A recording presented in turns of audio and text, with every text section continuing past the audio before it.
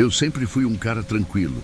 Morava sozinho, gostava da minha rotina e não me preocupava muito com segurança. Até que as coisas começaram a parecer estranhas. No início, eram detalhes fáceis de ignorar. Uma porta que eu tinha certeza de ter fechado aparecia entreaberta, comida sumindo da geladeira, objetos fora do lugar. Pensei que talvez estivesse distraído ou cansado demais para notar essas pequenas mudanças. Mas então, os barulhos começaram. No meio da madrugada, eu acordava com rangidos sutis, como se alguém estivesse caminhando devagar. Sempre que me levantava para verificar, encontrava a casa do jeito que deixei. Nenhum sinal de invasão, nada quebrado, nenhuma janela aberta. Devo estar paranoico, pensei.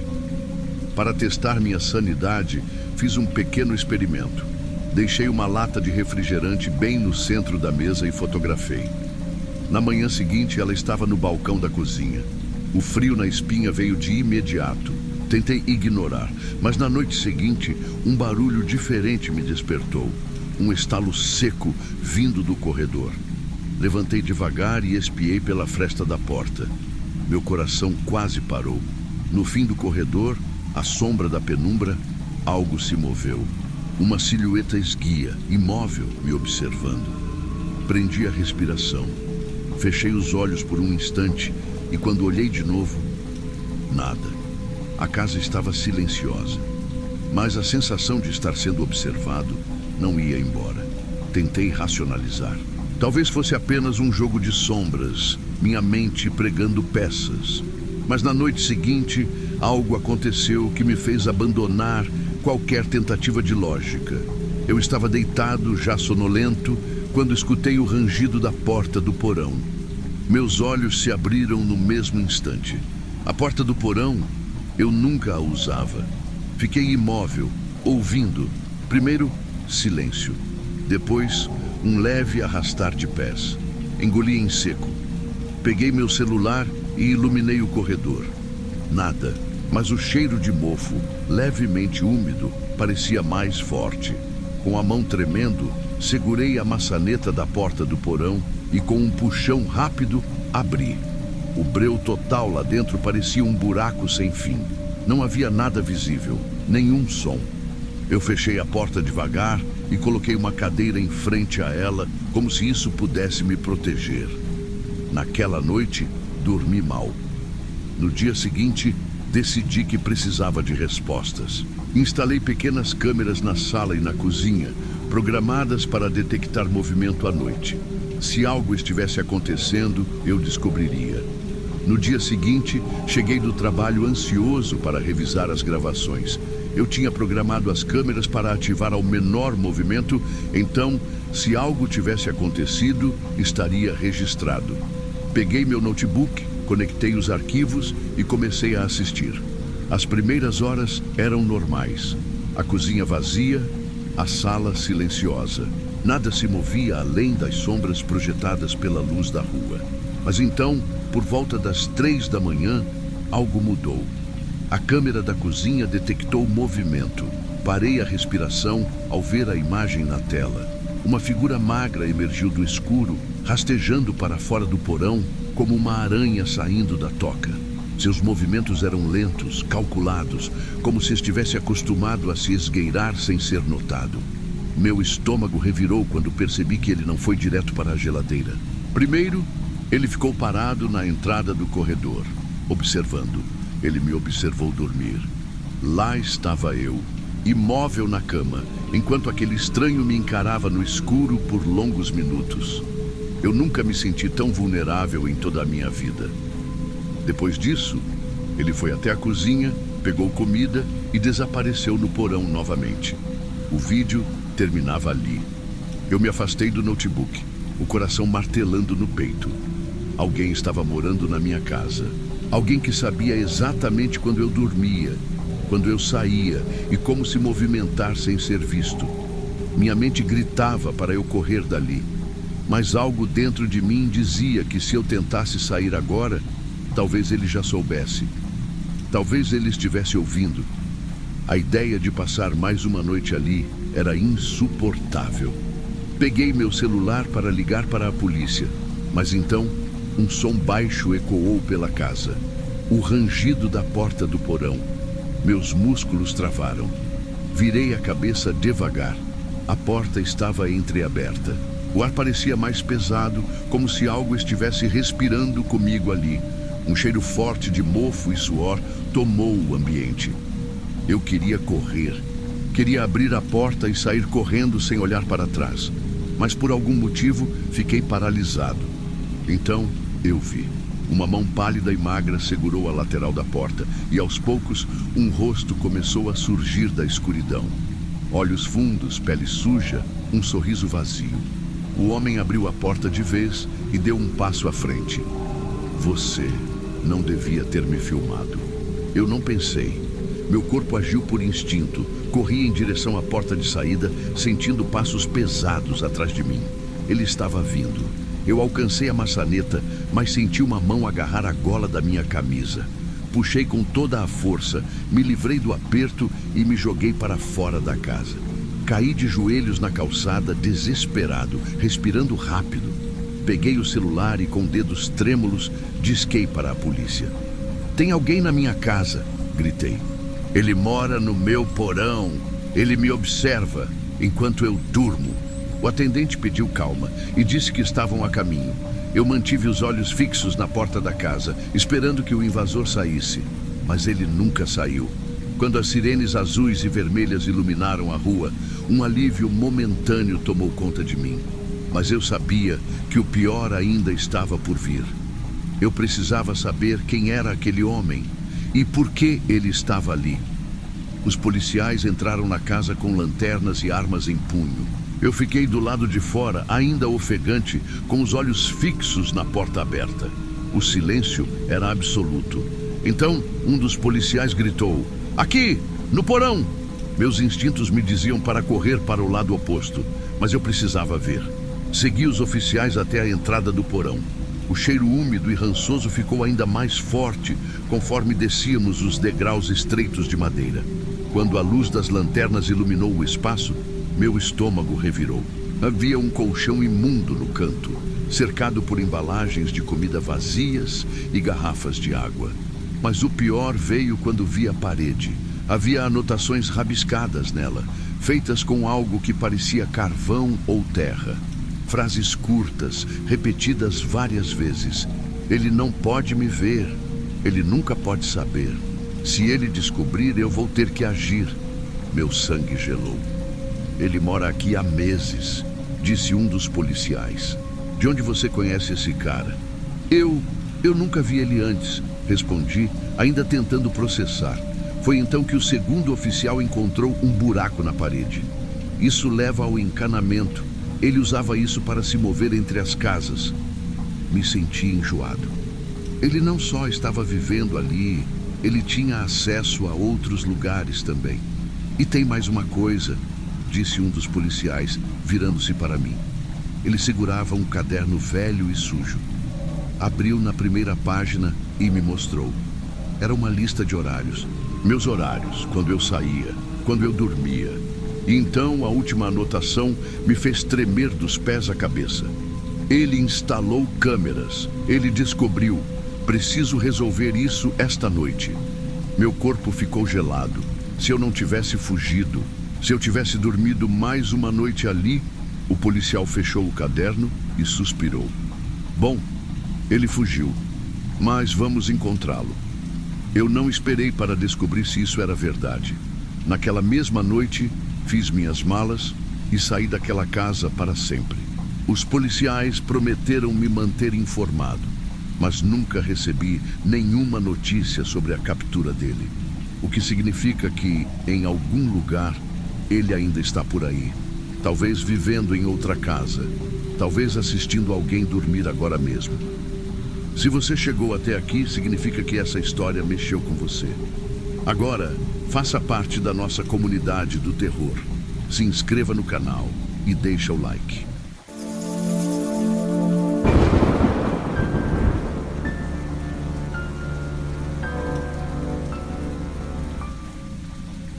Quando encontramos a casa, parecia perfeita, espaçosa, afastada do barulho da cidade e com um preço tão abaixo do mercado que parecia um achado. Eu e Clara estávamos recém-casados, ansiosos para começar uma nova fase da vida. Nada naquela construção indicava que algo estava errado, mas eu deveria ter prestado atenção aos sinais. O primeiro detalhe estranho foi o corretor, um homem magro e de olhar nervoso que evitava entrar na casa com a gente. Ele falava rápido, empurrando os papéis, como se quisesse encerrar logo o negócio. "Há algo que precisamos saber sobre essa casa?" Perguntei desconfiado. Ele riu, mas sua risada soou forçada. "Só histórias, mas vocês não acreditam nessas coisas, certo?" Desviou o olhar e mudou de assunto. No dia da mudança, enquanto descarregávamos as caixas, notei que havia uma pequena diferença na parede do corredor do andar de cima. O papel de parede parecia mal colocado, cobrindo algo que não estava nos desenhos da planta da casa. Clara percebeu também. "Você acha que tem um cômodo escondido aí?" Ela brincou, mas sua voz carregava um tom de inquietação.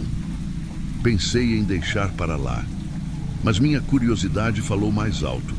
Peguei uma espátula e comecei a remover o papel de parede. Logo descobri uma porta embutida, completamente selada com tinta branca. Mas o que me gelou a espinha foi a maçaneta. Ela estava gasta, como se tivesse sido usada repetidamente. "Isso não faz sentido", murmurei. Clara engoliu seco.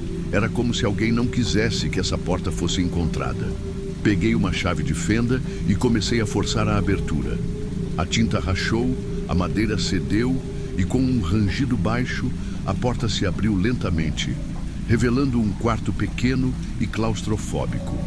Dentro, havia apenas uma cadeira no centro do cômodo. As paredes eram de concreto grosso, sem janelas. No teto, uma lâmpada fraca tremeluzia, lançando sombras vacilantes pelo espaço. Mas o que realmente nos fez recuar foram as câmeras. 4 delas, uma em cada canto do quarto, apontadas diretamente para a cadeira. No fundo, um computador antigo estava ligado, sua tela emitindo um brilho fraco. Me aproximei, hesitante, e vi que havia uma lista de vídeos salvos no sistema.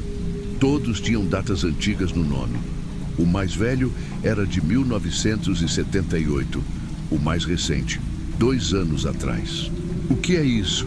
Clara sussurrou, apertando meu braço.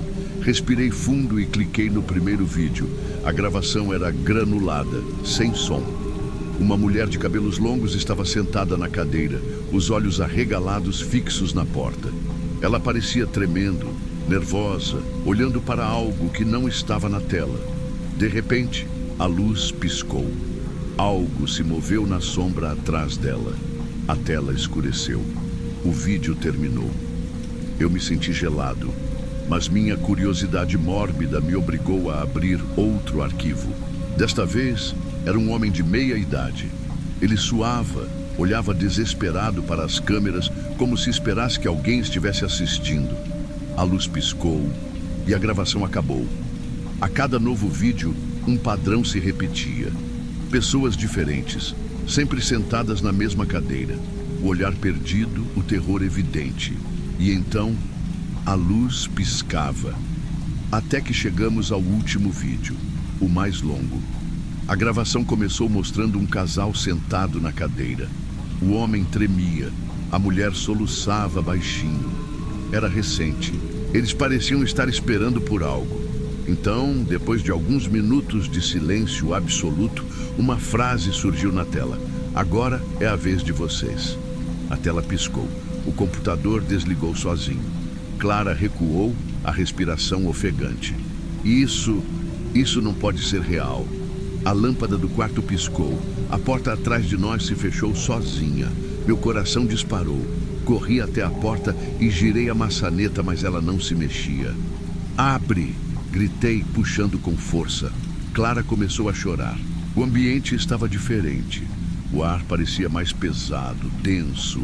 A lâmpada piscou de novo, lançando sombras oscilantes pelo cômodo.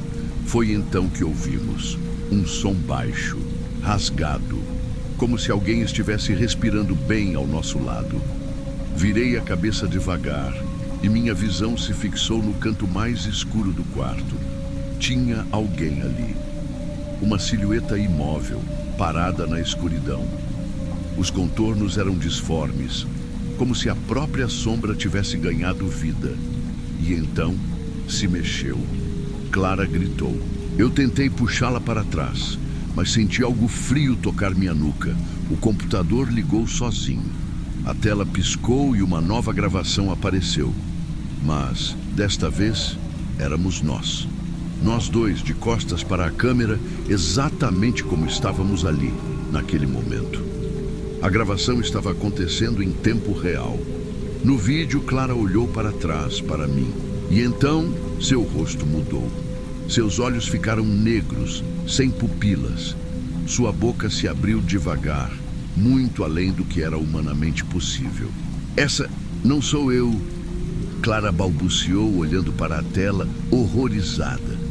Mas a outra Clara, a da gravação, virou a cabeça para a câmera e sorriu. O monitor tremeu. A gravação começou a distorcer, o sorriso de Clara se tornando algo monstruoso. Minha visão ficou turva, como se a sala estivesse se retorcendo ao meu redor. De repente, a tela apagou. A lâmpada do quarto estourou. A escuridão tomou conta.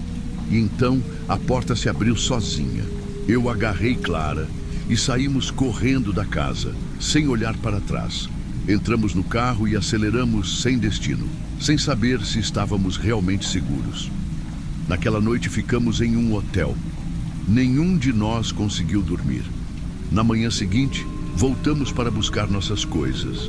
Mas quando entramos na casa, o quarto não estava mais lá. A parede havia voltado ao normal, sem sinais da porta. Mas na sala, sobre a mesa de jantar, havia um computador ligado. E na tela, um novo vídeo. A data, hoje. Com as palavras, agora é a vez de vocês.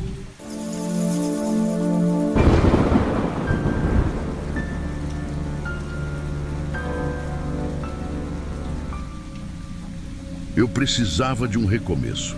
Depois de uma separação conturbada, encontrei um apartamento pequeno e barato em um prédio antigo. Não era o melhor lugar do mundo, mas era tudo o que eu podia pagar no momento. Na primeira noite, exausto da mudança, deitei no colchão improvisado no chão da sala. O silêncio do prédio era incômodo. Mas não durou muito. Por volta das 2 da manhã, fui acordado por um som estranho. Móveis sendo arrastados no andar de cima. Senti um arrepio na espinha. O barulho continuou por alguns minutos, seguido de sussurros abafados. No dia seguinte, ao descer para comprar café, encontrei o síndico, um senhor magro e de olhar cansado. Seu Elias, quem mora no 406. O barulho foi intenso ontem à noite. Ele me olhou por um instante, como se estivesse escolhendo as palavras. O 406, esse apartamento está vazio há anos. Ri, achando que ele estava brincando. Bom, alguém arrastou móveis lá dentro ontem. O olhar dele ficou sombrio. Não vá lá, rapaz. Melhor não falar sobre isso. Engoli em seco. Achei que fosse só alguma superstição boba de moradores antigos. Mas naquela noite, os barulhos voltaram. Mais altos, mais próximos. E agora, um cheiro forte de mofo começou a invadir meu apartamento. Subi as escadas, decidido a investigar. O corredor do quarto andar estava frio e úmido. Parei em frente ao 406 e espiando pelo olho mágico da porta. Meu sangue gelou. Algo do outro lado do olho mágico me observava de volta. Corri de volta para meu apartamento, fechei a porta e travei a fechadura. Meu coração martelava. Passei a noite em claro, mas o medo começou a se misturar com curiosidade. Talvez alguém estivesse morando no 406 sem permissão. Talvez o síndico estivesse escondendo algo. Na manhã seguinte, resolvi voltar ao quarto andar. A porta do 406 estava entreaberta. O cheiro de mofo era insuportável. Um corredor escuro se estendia para dentro do apartamento. revelando sombras de móveis cobertos por lençóis velhos. Dei um passo à frente. Foi quando a porta fechou violentamente, quase esmagando meus dedos. O silêncio voltou. O cheiro de mofo parecia grudar na minha pele. Naquela noite, enquanto tentava dormir, um novo barulho começou. Batidas na parede. Como se alguém estivesse tentando se comunicar comigo. E então, pouco antes de cair no sono, ouvi algo ainda pior. Sussurros. Dentro do meu apartamento. Abri os olhos e olhei para a janela. Meu corpo travou. No reflexo do vidro, alguém estava me observando. O problema? A janela estava dentro da minha sala, mas o apartamento 406 ficava no andar de cima. O reflexo não se moveu. Meu coração batia tão forte que parecia ecoar pelo quarto. Aos poucos, me forcei a levantar da cama. A janela não deveria estar ali. Eu conhecia a planta do apartamento. Ela simplesmente não existia antes. Me aproximei devagar, sentindo o ar ao meu redor ficar mais denso. O cheiro de mofo era forte, quase sufocante. Meus olhos focaram no vidro. Do outro lado, a figura imitava meus movimentos, mas não perfeitamente. Pequenos atrasos, gestos estranhos, como um reflexo errado. Toquei o vidro, frio, sujo, cheio de marcas de dedos do lado de lá. Então, o reflexo sorriu. Eu não sorri. Dei um salto para trás, tropeçando na cadeira e caindo no chão. Quando voltei a olhar, a figura tinha sumido. Mas as marcas dos dedos ainda estavam lá. Passei o resto da noite acordado, sentado na cama, observando aquela janela impossível. De manhã, tomei coragem e subi para o quarto andar. Precisava ver com meus próprios olhos se o 406 tinha uma janela que se conectava ao meu apartamento. Cheguei diante da porta, tranqueada como sempre. Olhei ao redor, tentando encontrar uma posição de onde pudesse enxergar a lateral do apartamento. O 406 não tinha nenhuma janela voltada para o meu apartamento. Quando voltei para meu apartamento, o pavor tomou conta de mim. As marcas das mãos do outro lado da janela agora estavam do lado de dentro. O síndico precisava me explicar aquilo. Desci as escadas às pressas e bati na porta do apartamento dele. Seu Elias abriu parecendo exausto. Você sabia, você sempre soube. Gritei, sem conseguir conter a raiva. Ele suspirou. Você mexeu onde não devia, rapaz. O que tem no 406? O que tem nessa janela? Ele hesitou. Olhou ao redor, como se tivesse medo de que alguém estivesse ouvindo. Então, abriu a porta e me puxou para dentro. O 406 não deveria mais existir. A sala do síndico era pequena, cheia de velharias e papéis empilhados. Ele pegou um maço de folhas amareladas e me entregou. Essa mulher morava lá, disse, apontando para uma foto antiga e desbotada. Uma jovem de cabelo longo e olhar vazio. O que aconteceu com ela? Ele esfregou as têmporas antes de continuar. Ela nunca saía de casa. Os vizinhos começaram a reclamar de um cheiro forte, de barulhos estranhos. Ninguém queria se aproximar. Um dia, um morador disse ter visto a mulher pela janela do apartamento, olhando para ele. Mas ele hesitou. Mas o apartamento já estava vazio há semanas. Meu sangue gelou. O prédio passou por reformas depois disso. O 406 foi lacrado, transformado em um depósito, absorvido pela estrutura do prédio. Engoli em seco. Se foi lacrado, por que ainda existe? Seu Elias não respondeu. Apenas abaixou a cabeça. Saí de lá sem dizer mais nada. Minhas mãos tremiam. Minha cabeça girava. Naquela noite, sentei na sala e encarei a janela impossível. Ela nunca deveria estar ali, mas eu precisava saber o que havia do outro lado. Com os dedos trêmulos, segurei o trinco e comecei a abrir a janela. A janela cedeu com um estalo seco, como se estivesse selada há anos. Um cheiro pútrido e úmido invadiu meu apartamento tão forte que meus olhos lacrimejaram. O ar ficou pesado, sufocante. Meus instintos gritavam para eu parar, mas meus pés avançaram sozinhos. Atravessei a moldura da janela e me vi dentro de um outro apartamento. Mas não era qualquer um. Era uma cópia exata do meu. Mas algo estava errado. Os móveis estavam cobertos por lençóis velhos, como se estivessem abandonados há décadas. A luz era escassa. A única iluminação vinha de uma lâmpada fraca e piscante no teto. Senti um arrepio gelado. Eu não estava sozinho. No canto da sala, de costas para mim, uma figura feminina estava parada. O cabelo escuro e embaraçado caía sobre os ombros. Meu peito subia e descia rapidamente. Eu não conseguia me mexer. Ela sussurrou algo, mas era baixo demais para entender. Que? Minha voz saiu trêmula. Então, ela virou a cabeça para trás, sem mover o corpo. Seus olhos eram fundos, vazios. Um sorriso errado se formou em seu rosto. Você não deveria ter vindo. O chão desapareceu debaixo dos meus pés. Caí por um vazio sem fim. Gritei, mas o som não saía. O ar foi arrancado dos meus pulmões. Tudo ao meu redor era escuridão e sussurros incessantes. O cheiro de mofo queimava minha garganta.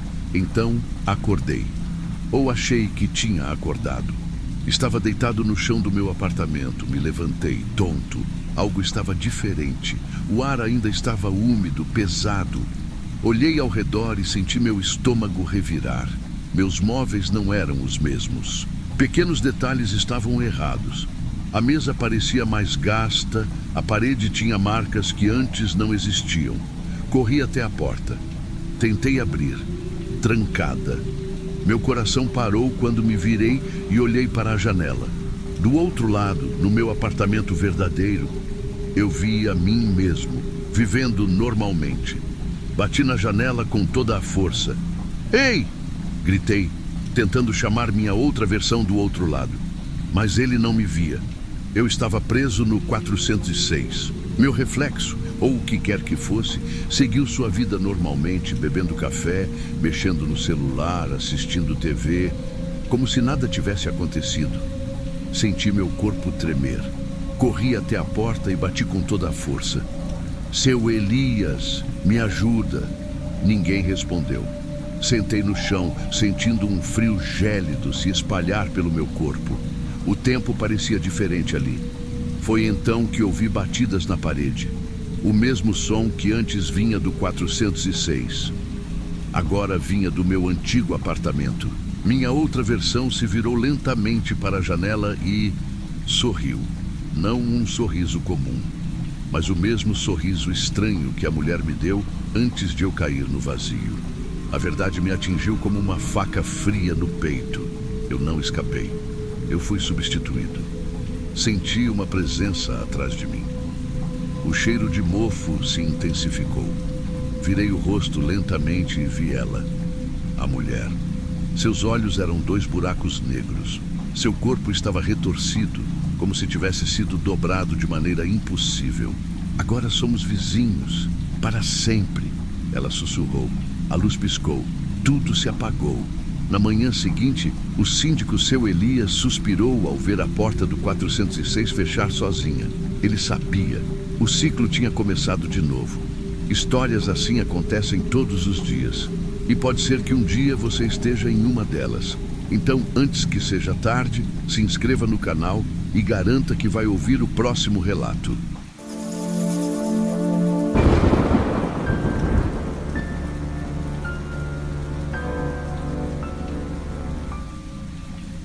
Meu nome é Felipe, e há certas coisas que simplesmente não podem ser explicadas. Quando me mudei para aquele prédio, eu era apenas um jovem tentando começar a vida. O aluguel barato e a localização conveniente foram o que me convenceram a assinar o contrato, sem imaginar que aquilo mudaria minha vida para sempre. O edifício era antigo, com corredores estreitos e um cheiro de madeira envelhecida que nunca parecia desaparecer. Havia algo nele que transmitia uma sensação estranha, como se as paredes guardassem segredos há muito enterrados. No 5º andar onde eu morava, Tudo era silencioso. Os poucos vizinhos que vi pareciam sempre apressados, evitando conversas longas ou qualquer interação além do necessário. Mas o que mais me chamou a atenção foi a porta do 502. Uma porta escura com trincos enferrujados e um buraco no lugar onde deveria haver uma campainha. Ninguém saía ou entrava ali. Isso me intrigou, mas não o suficiente para me preocupar. Pelo menos não até a noite dos gritos. A primeira vez que eu vi foi numa sexta-feira. Eu já estava na cama, pronto para dormir, quando um barulho fraco veio do corredor. Era um som baixo, como se alguém estivesse arrastando algo pesado pelo chão. Me levantei devagar, o coração acelerado, e caminhei até a porta. Espiei pelo olho mágico, mas o corredor estava vazio. Então, ouvi o som de novo. Dessa vez, veio seguido de um gemido abafado. Meu estômago se revirou. O som parecia vir do 502. Encostei o ouvido na porta, tentando ouvir melhor. Por favor. A voz era fraca, quase um sussurro. Alguém me ajude. Senti um arrepio percorrer meu corpo. A voz vinha de dentro do apartamento vazio. Fiquei parado, sem saber o que fazer.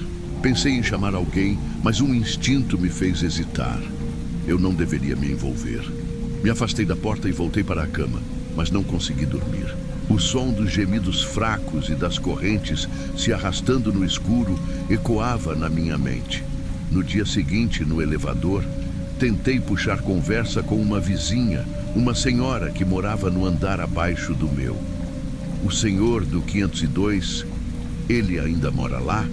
Perguntei, tentando parecer casual. A expressão dela mudou imediatamente. Não fale desse apartamento, garoto, ela disse, apertando os lábios. Mas ontem à noite eu ouvi. Você não ouviu nada. O tom dela foi frio e direto. Quando a porta do elevador abriu, ela saiu apressada sem olhar para trás.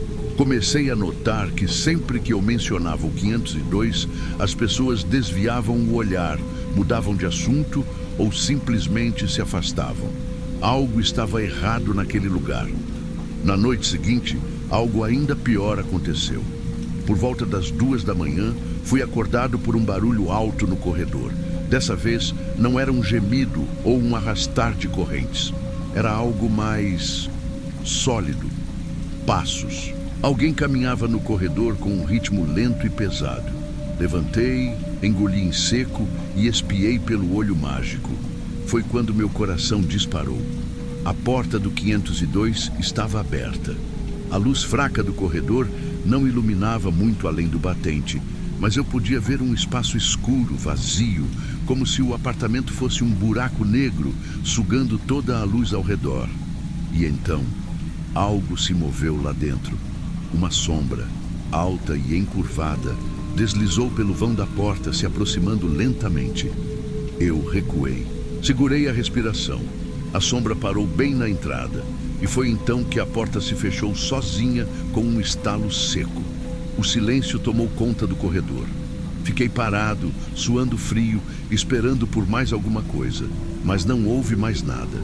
Na manhã seguinte, decidi falar com Antunes, o zelador do prédio. Ele era um homem velho, com olhos fundos e uma expressão de quem já sabia mais do que gostaria. Eu ouvi barulhos estranhos no 502, comecei, e vi a porta aberta de madrugada. Ele fechou os olhos por um momento e suspirou. Você é teimoso, garoto. Eu te digo para esquecer esse apartamento, mas você insiste. Me diga a verdade. O que aconteceu lá? Ele ficou em silêncio por um longo tempo antes de finalmente falar. O velho que morava lá, ele tinha medo de algo. Dizia que toda noite alguém tentava entrar no apartamento dele. Ele trancava a porta com correntes e cadeados. Colocava móveis contra a entrada. Achávamos que era só paranoia de um senhor solitário. E então, um dia o silêncio tomou conta. Paramos de ouvir os barulhos. A polícia veio, arrombou a porta e... E o que encontraram? Os olhos de Antunes ficaram sombrios. Nada. Como assim? O apartamento estava completamente vazio. Sem móveis, sem roupas, sem documentos, nenhum sinal de que alguém morava lá. Era como se nunca tivesse existido um morador no 502. Meu sangue gelou. E o corpo dele? Antunes apenas balançou a cabeça. Nunca foi encontrado. Depois dessa conversa, decidi evitar o assunto. Mas o 502 não me deixou em paz. Na semana seguinte, algo novo aconteceu. Ao sair do apartamento pela manhã, notei um pequeno papel preso na fresta da porta. Era um bilhete com letras tremidas e irregulares. Por favor, me ajude. Fiquei paralisado. Passei o dia inteiro tentando encontrar uma explicação racional. Mas na manhã seguinte, outro bilhete apareceu. Não me deixe aqui. Meus dedos tremeram ao segurar o papel. Olhei para os lados esperando ver alguém me observando, mas o corredor estava vazio. Na terceira noite, mais um bilhete. Ele vem à noite. Foi o suficiente. Decidi sair do prédio naquela mesma noite.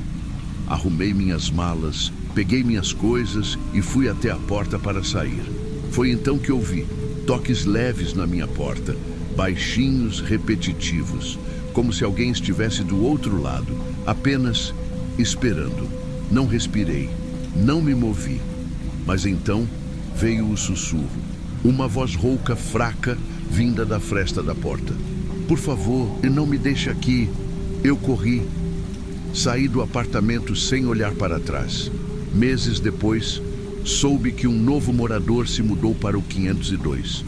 Esperei ansioso para ver quanto tempo ele resistiria. Uma semana depois, ele se mudou sem explicação.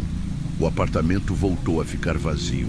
Mas às vezes, quando passo pelo prédio, olho para a janela do 5º andar. E em algumas noites, vejo uma silhueta parada lá, me observando. Você tem certeza de que está sozinho aí? Se essa história já te deixou inquieto, imagina o que vem depois. Então, antes que algo te chame pelo nome, se inscreve no canal e deixa o like.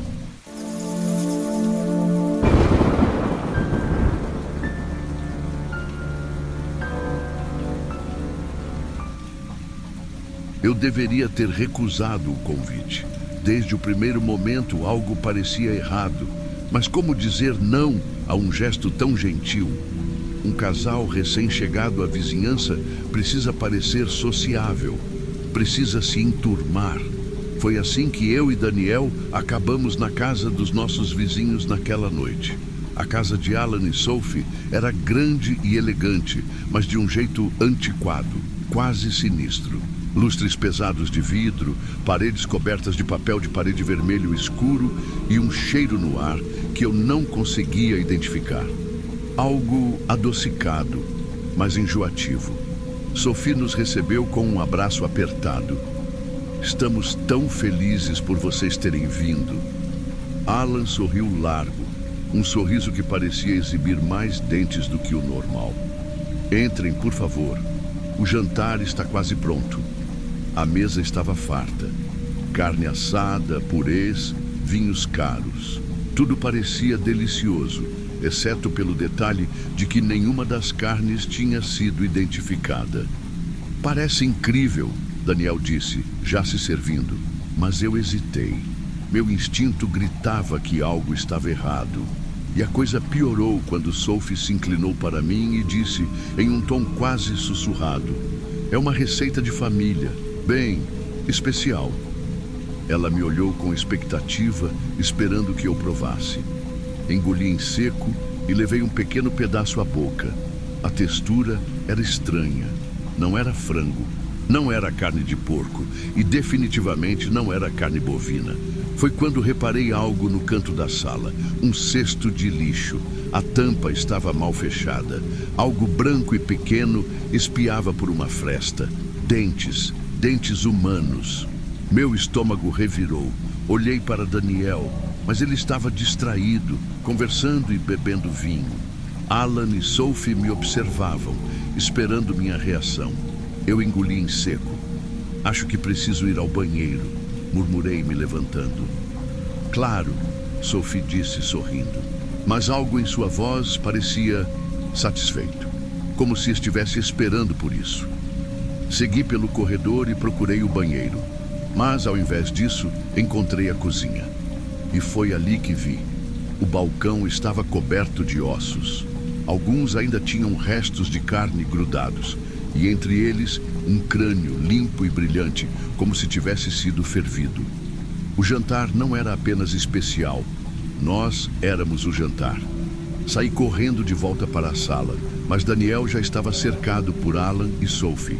O sorriso deles havia desaparecido. As portas estavam trancadas. A vizinhança inteira sabia. E a noite estava apenas começando. Daniel percebeu minha expressão de pavor e finalmente largou o garfo. O que foi? Ele perguntou, franzindo a testa. Minha voz saiu trêmula. Precisamos sair daqui, agora. Alan e Sophie trocaram um olhar rápido, um que não precisei interpretar. Eles sabiam que eu tinha visto. Sophie soltou uma risada baixa. Mas já, vocês nem aproveitaram o prato principal. O jeito como ela disse aquilo me fez congelar. Prato principal? O que eu comi então? Meus olhos foram para o cesto de lixo, os dentes espiando por entre os restos de carne e osso. O jantar revirou no meu estômago e precisei segurar a bile. Daniel olhou para mim confuso e então se virou para os anfitriões. O que está acontecendo aqui? Foi Alan quem respondeu. Vocês são nossos convidados e para nós, hospitalidade é tudo. Aqui, nesta vizinhança, nós sempre retribuímos as boas-vindas. Ele pegou a faca que estava na mesa, girando-a entre os dedos. E agora queremos que vocês participem do nosso costume. Meus instintos gritavam para correr. Mas para onde? A porta da frente estava trancada. Daniel percebeu o perigo ao mesmo tempo que eu. Ele segurou meu pulso, me puxando. Corre! Corremos pelo corredor, tentando encontrar uma saída. Mas as portas estavam todas trancadas. E então vimos. Na parede do corredor havia quadros. Fotos antigas e em preto e branco. Outras mais recentes. Todas mostrando casais sentados àquela mesma mesa, no mesmo jantar. E todos tinham algo em comum. Eles nunca estavam nas fotos seguintes. Foi quando ouvimos o barulho de algo pesado caindo atrás de nós. Alan e Sophie estavam vindo. Eu empurrei a primeira porta que vi e entramos em um cômodo escuro. Foi um erro. O cheiro era insuportável. E quando os meus olhos se ajustaram à escuridão, eu vi corpos empilhados. Alguns mais antigos, já secos e encolhidos. Outros recentes ainda reconhecíveis. Daniel engasgou um grito. Uma luz fraca piscou, revelando um detalhe ainda pior. Havia ganchos no teto, e um corpo fresco ainda estava pendurado ali, pingando sangue no chão. E então, ouvimos a voz de Sophie do outro lado da porta. Sempre há espaço para mais um. A maçaneta começou a girar. Eu precisava pensar rápido. Meu olhar foi para uma janela. Pequena, mas talvez desse para passar. Daniel entendeu na hora e começou a forçar a trava. O trinco estava emperrado, o tempo estava se esgotando. A porta começou a se abrir. E então, sem aviso, ouvimos um barulho alto vindo da sala. Alguém mais estava entrando na casa. Eu prendi a respiração, esperando o pior. Mas os passos não eram de Alan ou Sophie, eram mais pesados. E então, uma voz rouca ecoou pela casa. Mais dois, hein? Aquela voz me fez tremer. Não parecia um salvador. Pelo contrário, parecia alguém que já fazia aquilo há muito tempo. Daniel finalmente conseguiu abrir a janela. Vai! Eu me joguei para fora, sentindo os cacos de vidro rasgarem meus braços. Daniel veio logo atrás. Caímos na grama, respirando com dificuldade. Mas não podíamos parar. Corremos pelo quintal, pulamos a cerca e seguimos pela rua. Olhei para trás uma última vez. Na varanda, Alan e Sophie estavam parados, nos observando. E atrás deles, Os outros vizinhos começaram a sair de suas casas, um por um, todos olhando na nossa direção e todos sorrindo. Corremos, não olhamos para trás, apenas corremos pelas ruas escuras daquele bairro amaldiçoado, o coração martelando dentro do peito. A única coisa que ouvíamos eram nossos passos apressados no asfalto e o eco de vozes sussurradas vindas das casas ao redor. Eles estavam observando. Eles estavam esperando. Daniel puxou meu braço e sussurrou: o carro. Nosso carro estava estacionado a poucos metros, em frente à nossa casa.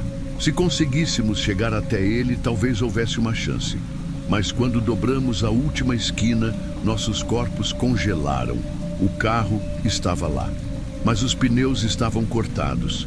E ao lado dele, encostado tranquilamente na lataria, um homem que nunca havíamos visto antes. Alto, de cabelo grisalho e um terno impecável. Ele segurava um charuto entre os dedos e nos observava com um olhar preguiçoso, como se já soubesse exatamente como aquilo terminaria. Vocês deviam ter aceitado o convite. A voz dele era fria, calculista, como se já tivesse dito aquela frase outras vezes. Meus pulmões queimavam, minha mente gritava por uma solução, mas tudo estava contra nós. Os vizinhos começaram a se aproximar, silenciosos, como se aquilo fosse apenas mais um evento social, um ritual inevitável. A única casa que ainda parecia segura era a nossa. Daniel percebeu isso ao mesmo tempo que eu. Corre para casa. Corremos em disparada, ouvindo os passos dos vizinhos atrás de nós. Consegui chegar primeiro. Destranquei a porta com as mãos tremendo e me joguei para dentro. Daniel entrou logo atrás e bateu a porta. Trancamos. Respiramos. Um segundo de silêncio. E então, uma batida forte. Eles estavam ali. Vocês não deveriam ter fugido, disse a voz de Alan do outro lado. Isso só torna tudo mais difícil, acrescentou Sophie num tom quase decepcionado. O trinco da porta começou a se mexer. Corremos para a cozinha. Pegamos facas. Não era muito, mas era algo. A casa era pequena, poucos lugares para nos esconder. Foi quando Daniel puxou minha mão e me guiou para um corredor que não havíamos explorado direito desde que nos mudamos. E lá estava ele, o quarto, uma porta que nunca havíamos aberto. Meus dedos trêmulos giraram a maçaneta e a porta rangeu ao abrir. O quarto era vazio, exceto por uma cadeira bem no centro. E câmeras. Câmeras por toda parte, todas apontadas para a cadeira. Daniel e eu trocamos um olhar. Foi quando o computador no canto da sala ligou sozinho. A tela piscou. Um arquivo de vídeo abriu. E o que vimos nos fez perder todas as forças. Eram gravações de casais antes de nós, todos sentados naquela mesma cadeira, todos aterrorizados, todos implorando para sair. E então, o último vídeo começou. E era ao vivo. Daniel e eu aparecemos na tela, parados ali, assistindo a nós mesmos, como se estivéssemos dentro de um filme de terror do qual não podíamos escapar. A tela piscou e uma frase apareceu. Agora é a vez de vocês. Daniel segurou minha mão. A porta da frente arrebentou. Os vizinhos entraram. O homem do charuto liderava o grupo. Sentem-se. Ele apontou para a cadeira. Eu queria lutar, queria gritar, mas eu sabia, era inútil, porque aquele era o destino de todos que aceitavam o convite para o jantar.